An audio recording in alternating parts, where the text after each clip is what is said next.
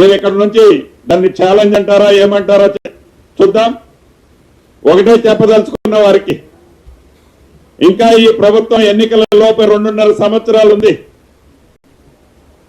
మీరేవైతే హైదరాబాద్ లో 2 BHKలు కట్టాము అని చెప్పుకుంటున్నారో, మీరు కట్టిన దానికంటే ఎట్లా రూరల్లో మీరు కట్టింది ఏమీ లేదు. ఈ అర్బన్ ప్రాంతంలో మీరు కట్టామని చెబుతున్న ప్రాంతం ఏదైతే ఉందో, మీరు కట్టిన దానికంటే ఈ ప్రభుత్వం ఎక్కువ కట్టినని ప్రజలు హర్షిస్తేనే మళ్లీ ఎన్నికల్లో శాసనసభ్యుడిగా నేను పోటీ చేస్తా. ఒకవేళ నేను ఎక్కువ కట్టినట్టు రుజువైన తర్వాత శాసనసభ్యుడిగా నువ్వు పోటీ చేయకుండా ఆగగలుగుతావా అని ఈ వేదిక మీద నుంచి వారికి సవాలు ఇస్తున్నాను. డ్రామాలరావు గారు ఉంటారు కదా, డ్రామాలరావు గారికి ఈ వేదిక మీద నుంచి వారికి సవాలు ఇస్తున్నాను. ఆ శాఖ మంత్రిగా 3-4 రోజుల క్రితం ఎక్కడో మాట్లాడినట్టు చూసా. ఇంకా మాకు 2.5 సంవత్సరాల టైం ఉంది. మేము ప్రణాళికలు మొదలుపెట్టి పనులు దిగుతున్నాం.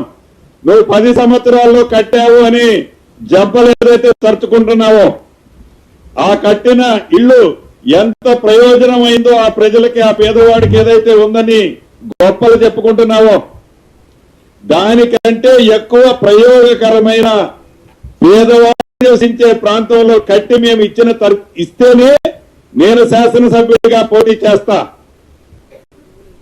ఒకవేళ నేను కట్టలేకపోతే నేను పోటీ చేయను. మరి నేను కట్టితే నువ్వు శాసనసభ్యుడిగా పోటీ చేయకుండా ఉండటానికి నువ్వు సిద్ధమా అని ఈ వేదిక మీద నుంచి వారికి ప్రశ్నిస్తున్నాను. ఈరోజు ఈ ప్రెస్ మీట్ పెట్టడానికి కూడా ప్రధానమైన కారణం ఒకే ఎజెండా. ప్రత్యక్షంగా ఏనాడైనా హౌసింగ్ బోర్డు అనే శాఖే లేదనుకో మీ ప్రభుత్వంలో, ఆ శాఖనే టోటల్ గా డిస్మాంటిల్ చేశాం. నేనేమనను. కనీసం ఆ పేదవాడి ఇల్లు ఎక్కడ కడితే బాగుంటది, ఏనాడైనా ఆ పేదవాడి ప్రాంతానికి పోయి పరిశీలించి కనీసం ఇలా వాడి ఆలోచనలో షేర్ చేసుకుని నువ్వు కట్టి ఉంటే అక్కడ కట్టాలనే ఆలోచన నీకు వచ్చిండేది కాదు.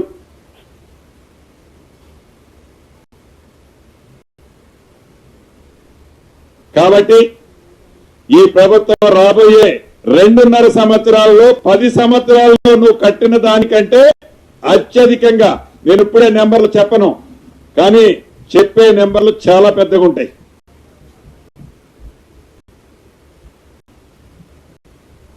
మీరు కట్టిన 10 సంవత్సరాల్లో కట్టిన దానికంటే ఈ ప్రభుత్వంలో గౌరవ ముఖ్యమంత్రి రేవంత్ రెడ్డి గారి నాయకత్వంలో మా సహచర మంత్రుల సహకారంతో అత్యధికంగా కడితేనే నేను శాసనసభ్యుడిగా పోటీ చేస్తా. కడితే నువ్వు చేయకుండా ఉండాలా, కట్టకుండా ఉంటే నేను చేయకుండా ఉంటా అని గౌరవ ఆ డ్రామాలరావు గారికి తెలుపుతూ